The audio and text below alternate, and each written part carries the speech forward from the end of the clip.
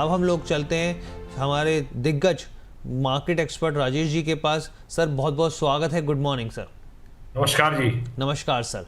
Sir सबसे पहला मेरा सवाल आपसे सर, क्योंकि दो हिस्सों में इस समय हम लोगों ने बहुत सारे ट्रिगर दिखाए, 5-6 ट्रिगर्स है जो इम्पोर्टेंट है, लेकिन मेन जो है मैं आपसे बात करना चाहता हूँ सबसे पहले सर दो पॉजिटिव ट्रिगर।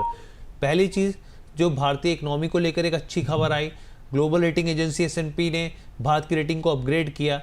दूसरी खबर जीएसटी की रिफॉर्म्स को लेकर यहाँ पे, क्योंकि आपने और मैंने देख रहे हैं लगातार जो अर्निंग्स हैं वो उस हिसाब से नहीं आ रही हैं, सिंगल डिजिट की स्थिति देखने को मिल रही है। मार्जिन का असर जो है वो अब अगर मान लीजिए जीएसटी होता तो कंपनी के मार्जिन और बेहतर होते देखेंगे।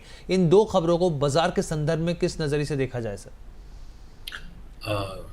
नमस्कार हर्ष जी, मैं अपने व्यूअर्स का बहुत बहुत स्वागत करता हूं। और ये अच्छी खुशी की खबर है कि हमें दो इंटरनेशनली इकोनॉमिकली दो अच्छी न्यूज सुनने को मिली। एक अपना जिस हिसाब से S&P ने हमारी रेटिंग को अपग्रेड किया है बहुत दिनों के बाद, और इससे बहुत इनफ्लो मिलेगा हमें फंड्स का, डेट मार्केट में बहुत अच्छा फ्लो मिलेगा। और हो सकता है कि हमें बाकी FI की फ्लो में और फॉरेन एक्सचेंज के रिजर्व को भी इकट्ठा करने में मदद मिले। दूसरा, सरकार के ने जो 2019 के बाद पहली बार जब निर्मला सीतारमन जी ने कॉर्पोरेट टैक्स को कट किया था, उसके बाद ये दूसरा बिग स्टेप्स है, बिग रिफॉर्म्स है, जहां GST में कट की बात सरकार ने, प्रधानमंत्री जी ने लाल किले के प्राचीर से कही। और ये अभी ओपन मामला है कि जल्दी ही ये खबर आने वाली है। वैसी खबरें बात चल रही है शायद दो ही GST स्लैब रहेंगी, पर मैं समझता हूँ शायद 3 रहे।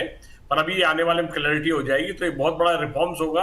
और हम बहुत दिनों से बात कर रहे थे कंजम्पशन सेक्टर में तेजी आने की, उसका एक बड़ा रीजन ये भी बनेगा। पहले सरकार ने 12 लाख तक टैक्स कम फ्री किया इंडिविजुअल आदमी को, इधर RBI ने इंटरेस्ट रेट गिराए, तीसरा सरकार ने GST में कट किया।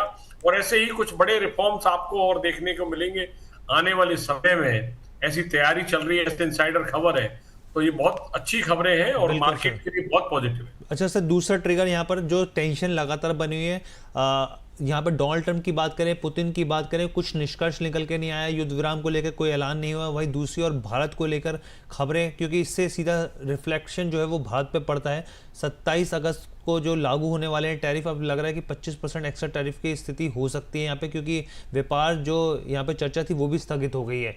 क्या अगर आज की तेजी बनती हुई दिखती है तो फिर क्या कल एक दबाव बनता हुआ दिख सकता है? इस तरह की स्थिति हो सकती है क्या? देखिए हर्ष जी, मैं मार्केट के पंडित्स को सब पता होता है जी एडवांस में कि क्या होने वाला, उनकी कोई गैस होती है, एनालिसिस होती है। जी पहले तो मैं आपको टेक्निकल लेवल्स बता दूं। अगर 25,005 के ऊपर 2 दिन लगातार बाजार बंद हो गया जी तो मान लीजिए कुछ नहीं होने वाला है। 25,000 कौन सा लेवल बताया सर आपने?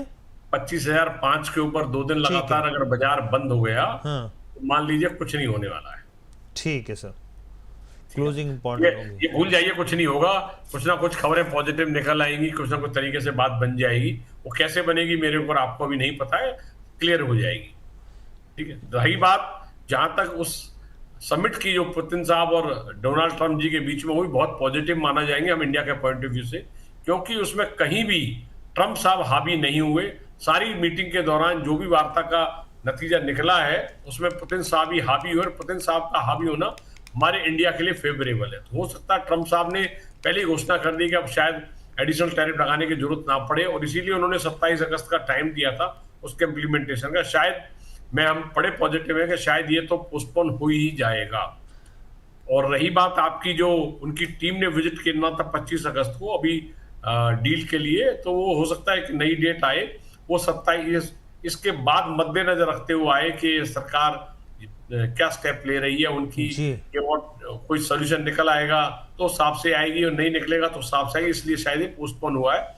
इसमें अभी कुछ भी हो सकता है, पॉजिटिव और नेगेटिव दोनों ही पॉसिबिलिटी है। ठीक है सर, तो आज के लिए सर क्या रणनीति अपनानी चाहिए, क्या करना चाहिए? जिस समय हमने स्ट्रेटेजी सोची थी उस समय गिफ्ट निफ्टी करीब करीब 24,900-920 के आसपास चल रही थी, तो हमने आइडिया लगाया था कि शायद कैश में निफ्टी 24,850-860 खुलेगी।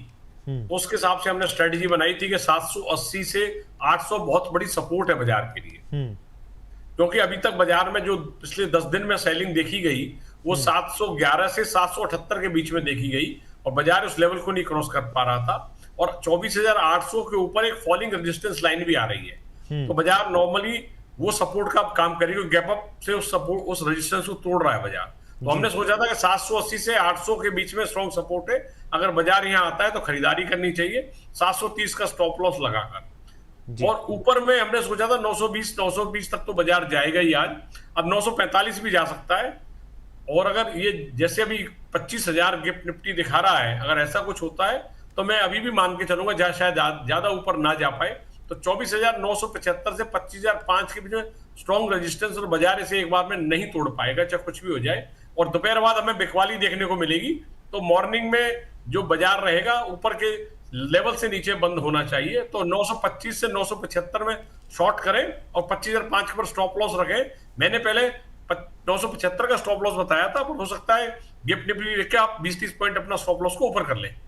ठीक है सर, यहाँ पर आपने क्लैरिटी दे दी। और सर अभी जो है अगर बिकवाली की बात की जाए तो वो कौन से लेवल्स रहेंगे? 920 से 950 में खूब बिंदास बिकवाली करें, 25,005 पर स्टॉप लॉस रखें। ठीक है सर, तो और आपने जो लेवल बता दिए 25,005 को लेकर यहाँ पे क्लोजिंग होनी बहुत इंपॉर्टेंट है, 2 दिन लगातार यहाँ पे। ठीक है सर, वीकली रेंज सर?